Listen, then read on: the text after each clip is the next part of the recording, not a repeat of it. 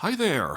Filming for House of the Dragon Season 3 officially began on Monday, and to mark the occasion, showrunner Ryan Condal did an extensive interview with Entertainment Weekly on what to expect in the upcoming season.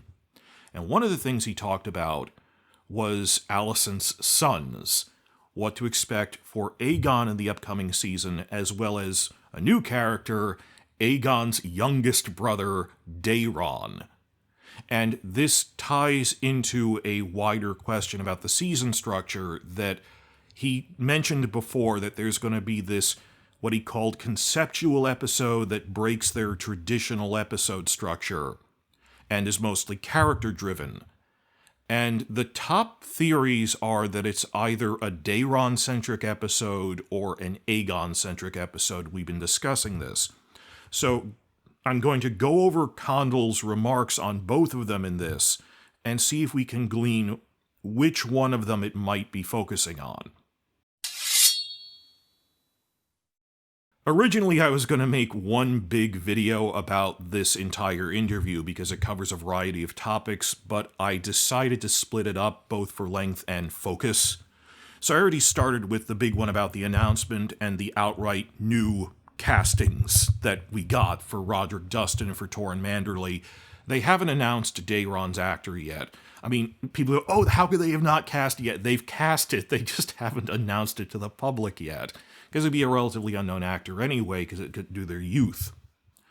So this one, I want to focus purely on the question of, well, Alicent's sons. The through line here is Aegon and Daeron, and that concept episode. What can we glean from Condal's remarks here?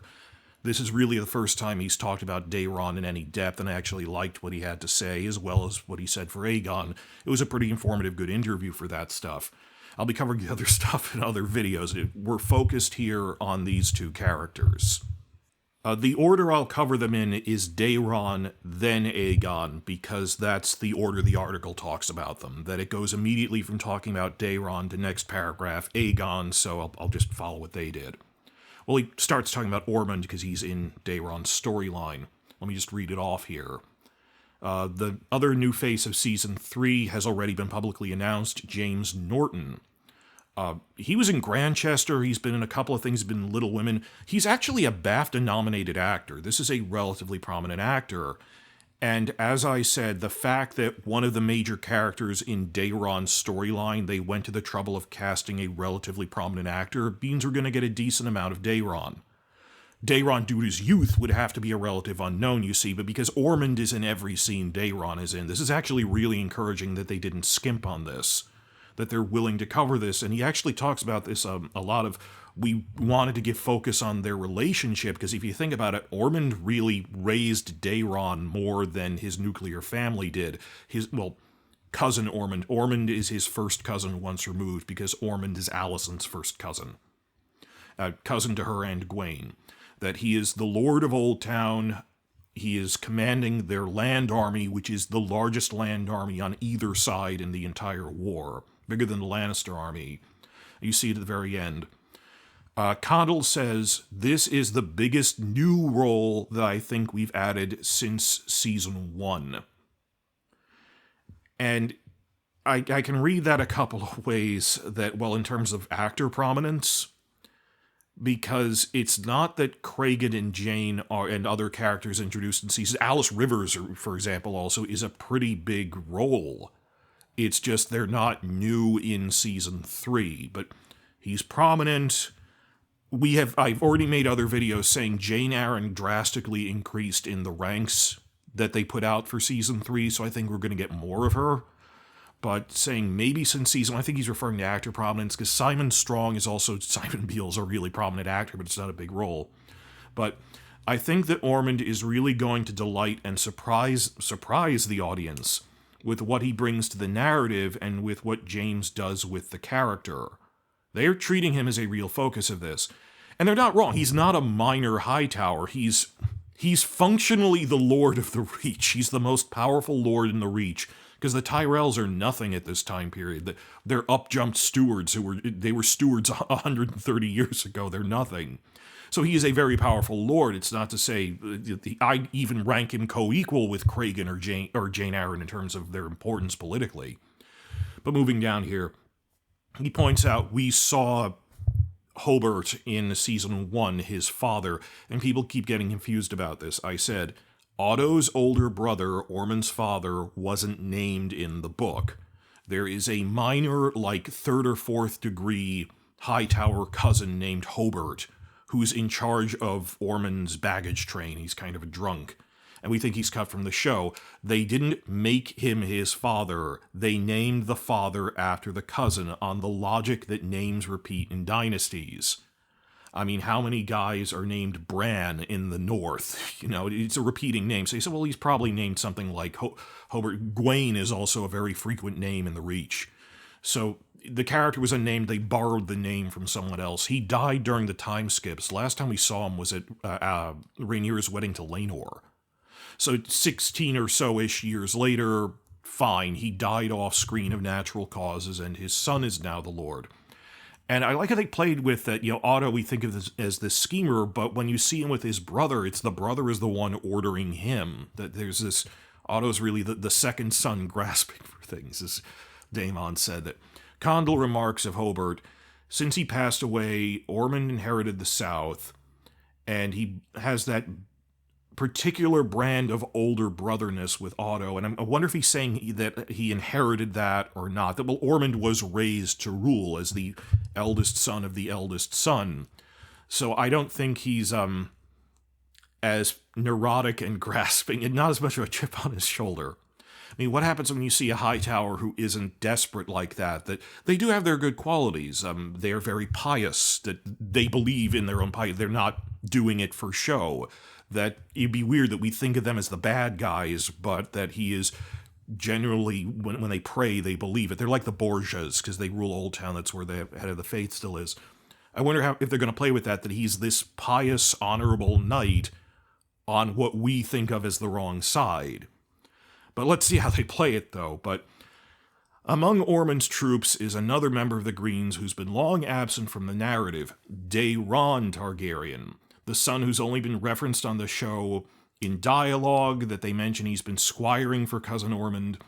Condal says he can't announce the casting yet, but reiterates, Daeron is in the story. He's a big feature in the book, but if you read the book narrative sequentially, the material we've covered so far didn't really have a lot of call for Daeron in it. I agree with that you could have worked him in, it would have been a blip, and then you'd see him as a baby, basically, and then he would have left. Which is why we're getting into this now. Just narrative, he's been in Old Town almost his whole life. I won't say much more, but I will say that the fact that Daeron has not featured in the world of his family, at least not his immediate nuclear family, is sort of the point, I think. The thing that interested us, if not the most, about his character is who he is now as a young man. And I agree with that, and I would quote that it's sort of the point of Daeron, is that he didn't grow up with the screwed up situation in King's Landing. He actually turned out this normal, honorable, kind person, as they directly addressed him, which was actually a really good scene in Season 2. I have seen people in comments and stuff for clips of that scene saying, yeah, that's the point. And it was an article in winteriscoming.net going, this is the great way to handle, what are we going to do, introduce the new guy? Well, the fact that he was gone means he's a nice person, and they feel bad about that Alicent feeling guilty that he's so good. So I completely agree with Condal on this. I think he actually gets it, that the fact that he wasn't with Alicent is the point. And we already saw them talking about that in Season 2. It's just nice to see Condal talking about him at length in print for the first time. Moving on to Aegon. And in case casual viewers and book fans alike have questions about the fate of King Aegon after he fled King's Landing in secret with Larry Strong, Condal confirms Tom Glencarny is still a big, big part of the show. Aegon, too, not Aegon the number 2, Aegon as well, is a character who disappears from the narrative in Fire and Blood. He's kind of lost to history in the sense that nobody really knows what happened. Well, later we find out something, but he disappears and then he returns and they give a sketch about what he did. So that makes sense, that there's a point where in universe it's a mystery of where did Aegon go? He fled the capital and we weren't sure, and they find out later. We took that, as the writers, as a great opportunity to figure out. They didn't see this, oh, he'll come back later. That there's this blank canvas for Aegon's journey after he flees King's Landing. They saw it as a big opportunity. They wanted to devote attention to it. That's one of the great challenges of writing season 2, is figuring out something that would work and be satisfying, but also not cause too many ripple effects. It was this constant struggle of you don't want to make too many ripple effects. I know people are yelling about that, but I understand, I sympathize. And where all the other pieces go. Honestly, I think it's one of the best stories that we cracked this upcoming season. So we're left with the question of, they said there's a concept episode, mostly character-driven, non-traditionally structured. There's 2 big theories about what they're doing so far. Well, 2 that are kind of grounded, that it's either Daeron or Aegon focused. The third one is that, oh, it's some wacky thing focused entirely on Rhaenyra and Alicent once again, just them having a conversation in a room with no outside observers or witnesses, and what would they get up to? Guys. Or like a whole episode flashback to just Alicent. Even if they did flashbacks like that, I don't think they devote a whole episode to. We have no reason to think they're doing that. Or even something other concept, like maybe a small focus one, that wouldn't be that different. That as opposed to the, oh, this will be some terrible thing that people are trying to spin this, I'm happy that, like other channels saw what Condal said at that and went, Red Team Review and Preston Jacobs went, no, we think that it'll be like a whole episode showing the story from Daeron's perspective up to now, and then in the present day, the Battle of the Honeywine. But like starting with him as a kid and then working up that it's from his perspective. And they compared it to Westworld's praised Kiksuya episode, which broke structure, but it was about one character. That I'd like that there is a dialogue of fans rationally going, just because it breaks structure to focus on one character doesn't mean it's bad. It's a crazy concept. We can cite multiple examples of episodes that were praised for breaking structure to focus on someone. They cited the Westworld episode and thought it was about Daeron. I cited Avatar The Last Airbender's episode Zuko Alone as, I think, a bigger example, because I think it's about Aegon. I'm not the only one who thinks about Aegon. I'm not even the first who came up with that. But just on my own independently, I thought, I think it would be actually focused on, well, Aegon is separated from both of these brothers are this parallel that they're separated from their families now by season 3. That Daeron is off in the Reach, Aegon has fled King's Landing to Essos or somewhere, that he eventually comes back. We only have a vague outline of how he did this. I'm not going to go into spoilers, but he was gone for a couple of months, and in the book at least, he finds out that his dragon didn't die. Sunfire was just badly wounded like he was, and that there's this magical bond between dragon and rider. They mentioned that with King Aenys, that as a kid he was really sickly, but when he got a dragon, he started growing in strength. Not like as much as his father, but he was better. Dragon riders tend to heal better when they're with their dragon. There's this mystical bond with them. Not like recovering from severe burns, but, getting some of your strength back, some of your mojo back. That Sunfire and him are gradually growing in strength, training, trying to fly again. And having a half-crippled but flight-capable, fire-breathing dragon is better than having an army that has no dragon, as people find out. So I concluded in earlier videos, I think this is Aegon in exile, and a big character focus on he's this really flawed character, and people really blast because they need to blast everything Sarah Hess says, that when someone asked, is Aegon evil and irredeemable for assaulting women, and she said, well, I don't know if philosophically any human is pure evil, that's cartoonish. But that was a good answer, that, is Jaime capable of redemption actually was a big question on Game of Thrones. And then season 2, you saw that season 1, it seemed like Aegon was this mustache-twirling, bratty, simplistic villain. Then season 2, you saw there's love in his heart, that they managed to write a really good character for people blasting season 2, that he is this really flawed person. And I don't know if he'd ever be good, but he's not simple. And they did a really good character study with that. I mean, Tony Soprano or Walter White are not good people, but they're complicated and flawed. So, like that, I think, based on what Condal said here, on the one hand, he said, we're going to see this wonderful relationship between Ormond and Daeron. We're going to be exploring both characters. That they have this avuncular, uncle-like relationship, that Ormond functionally raised him.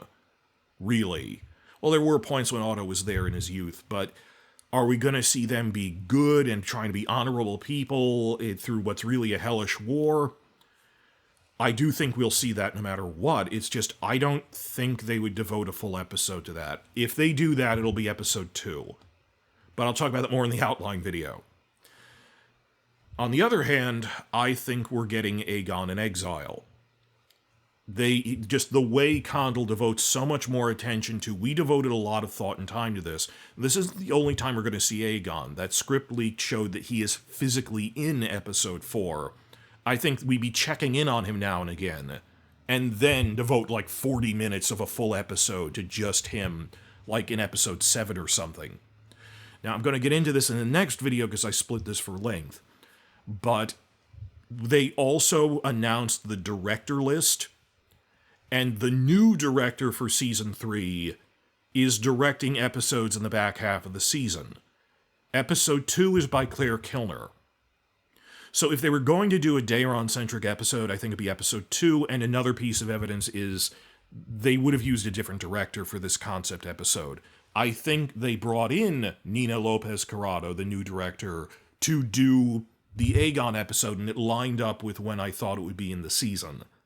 So I'm leaning even more towards, I see this as, well, not confirmation, but another strong piece of evidence that when they were talking about the Willers, this concept episode, it's an Aegon-centric episode showing what happened off-screen with him, which is actually a really good idea. I mean, if they do it well, but on paper, this is a really good idea. Have this character study episode, like Zuko alone in Avatar, of Aegon in exile, and him thinking on his life, and turning into this more cunning character, and growing into that role, and rediscovering his dragon, and yay, this is probably good news that Sunfire is alive.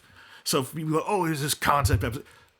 If it is, tell me in the comments, would you hate the conceptual, structurally different episode if it was confirmed, if they announced it's about Aegon? Would you still hate that? Because on paper alone, that's actually a really good idea. I wouldn't have a problem with that at all, even if it's really weirdly structured and it's mostly him remembering things, or like even flashbacks to the younger actor playing him to just show his life. I think that's really interesting as a character study, and I'd be all for it. People going, oh, it's just a character. It would inherently also mean more shots of Sunfire, and people love dragons.